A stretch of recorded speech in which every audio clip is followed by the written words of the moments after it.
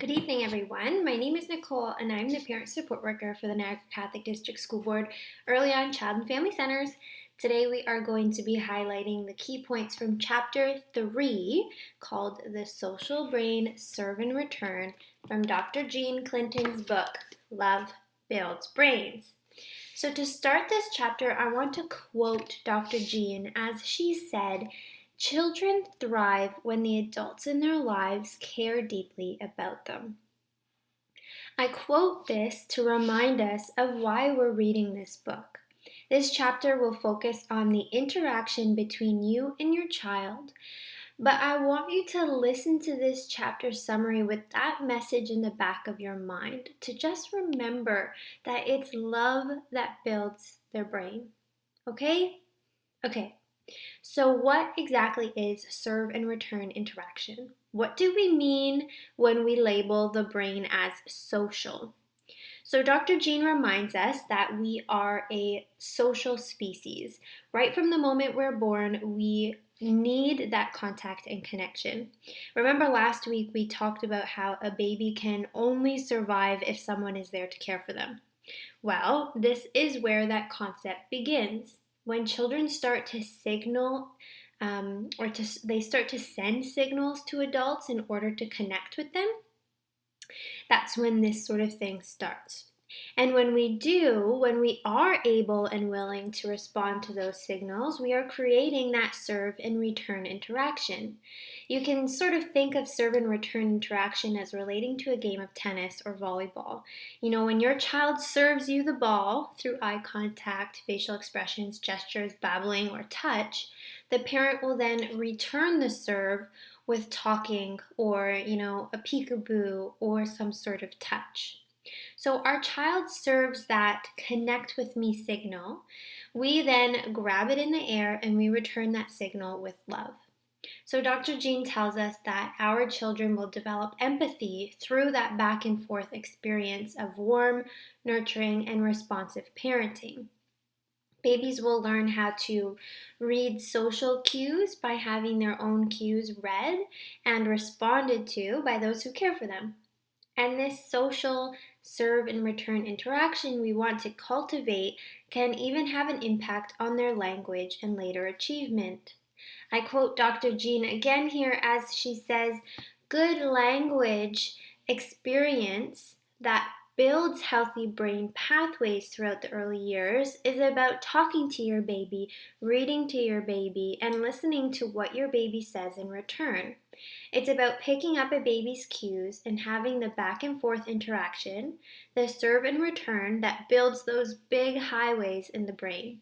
End quote. So now we have to consider, is that serve and return interaction always seamless? This message is for all the parents who feel that, they simply cannot connect with their child. That no matter how hard you're trying, you just can't seem to soothe them. And this message is for those of you who have more than one child, who know that the interaction you have, that serve and return behavior, has likely been different with each child.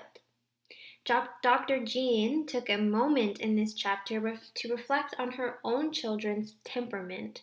So her first baby was a walk in the park. It was easy to connect with this child. It was easy to understand his cries, so on and so forth. Where her second child was much more difficult. This child cried loud and she cried often. She always wanted to be held, and Dr. Jean spoke of really being exhausted with this child's high needs. But when they were able to connect and have that successful interaction, this baby beamed, and it was infectious.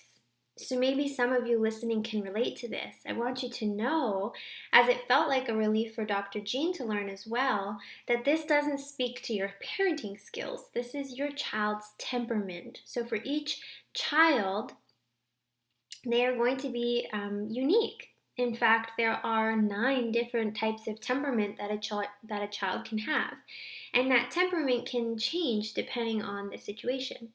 For example, a highly sensitive child might hate the feeling of fuzzy socks and will cry relentlessly until you take those socks off.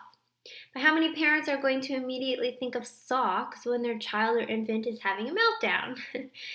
And for those of you listening that really relate to this spirited temperament, Dr. Jean recommends you read a book called Raising Your Spirited Child, which is by Mary Sheedy Kurchinka.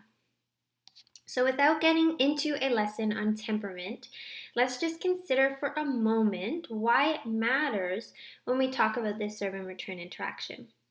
Well, simply put, when we interact with any child, we must consider their individual characteristics, right? So we have to see past our perspective of the situation and try to ask ourselves, what do I know about this behavior?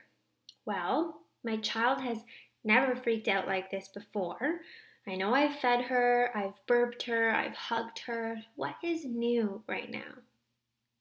Perhaps the socks, right?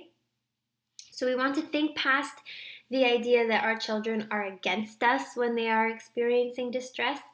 Something you'll learn quickly through Dr. Jean's work is a message originally shared by Dr. Stuart Shanker that stress behavior is not misbehavior. We are always wanting to figure out why the child is behaving in some sort of way. So this awareness will make it easier for you to make connections with your kids. Just because one child can be soothed as quickly with your hugs and attention doesn't mean that they are less connected to you. And I think that's a really important piece for parents with multiple children or new parents who are struggling to connect with their babies.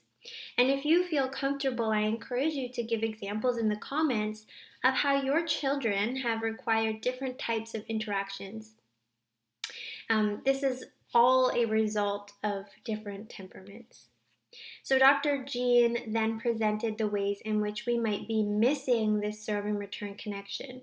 So one of the ways we struggle is because of what she calls the tyranny of cognitive seduction. So we feel pressured to ensure that our kids have exposure to all the best toys, the best education, and the most curricular activities. We see our kids as empty vessels that we need to stuff with knowledge so that we look good, so that we look like successful parents. When we send our kids to school, a lot of us will focus on preparing our kids' text-based literacy and numeracy skills, right? We want them to be ahead of the game and ready to learn in kindergarten. But Dr. Jean says that this can come at the expense of their social and emotional literacy development. And through this, we lose touch with developing what Dr. Jean calls civility, which at its core encompasses learning about how to care of other people and yourself in relationship to them, and realizing how to demonstrate interdependence. And interdependence is essentially the realization that, okay, you need me and I need you, and that we depend on one another. So we have to ask ourselves, are we becoming managers of our children because of the pressure to give them every opportunity under the sun? Are we spending so much time getting them from school to their piano lesson, to the soccer game, yada, yada, yada, that there is little to no time left to just connect and spend time with one another? In addition to limiting the development of empathy and civility, a lack of serve and return interaction between a baby and caregiver can actually influence a stress response in kids. So I'm going to link a short YouTube video to show a study done by Dr. Ed Tronick called the Still Face Experiment. It shows you how a baby reacts to a mother who has stopped returning the infant's serves. The baby tries everything to connect with the parent. She smiles, she points across the room, she screeches, she puts both hands in front of the mother's face, and the mother doesn't respond. When you watch this video, I really think you will truly feel the stress the baby is under when the mother doesn't respond. After watching it, I want you to imagine what it would be like for a child to experience a still face like that every single day. Their stress hormones would be constantly and chronically turned on. And guess what? Among many issues of toxic stress, one of the impacts is on the development of empathy. Further, if their brain is in a state of stress, then their body is constantly in fight or flight state. They are always on high alert. This will leave little room for the development of math problems or language or anything else in addition to that social and emotional development. So, to conclude the chapter summary, Dr. Jean encourages us to see childhood differently. I'm going to quote her one last time here as I say, if we think of kids as capable and think of parenting and educating them in terms of supporting them as they use their innate curiosity, love of learning, drive to grow, and empathy towards others, we will interact differently with them. End quote. And by following this advice, we sort of eliminate some of our own stress to stuff our kids with all and any experience that we can. So, what I want you to take away from this chapter is that your child needs to feel like their needs are being met by you. And if you can do that, if you can love your child, you'll be on the right path. Thank you. We'll see you next week.